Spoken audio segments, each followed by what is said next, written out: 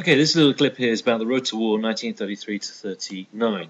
So the first question we got here is, when did Hitler come to power in Germany? So when did he come to power in Germany? And the year was 1933. So he came to power in 1933. Now the next bit here, what was the name, so we've got here, what was the name of the republic dismantled by the arrival of this new Nazi power?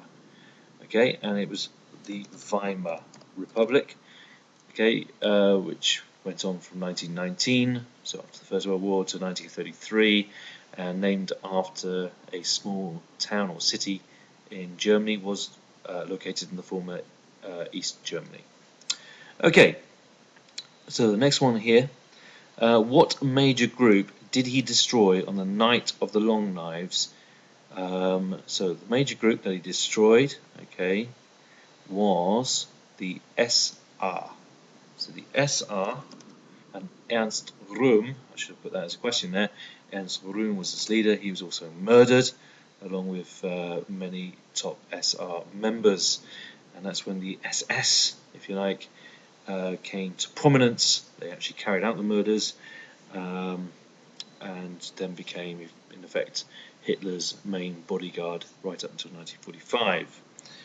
Okay, now in which year? That happened in 1934. Okay, and what was the other no turning back event of that year? It's the actual death of President Hindenburg. So Hindenburg's death was the other key incident of that year. Many people thought he would keep Hitler in check, and then after Hindenburg's death, Hitler assumed complete power. Right, so the next one, here we go. What did Hitler reoccupy in 1936? It was the Rhineland.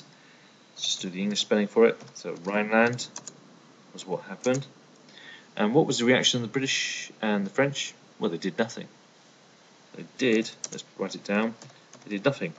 They stood idly by and witnessed what we call the remilitarization of the Rhineland.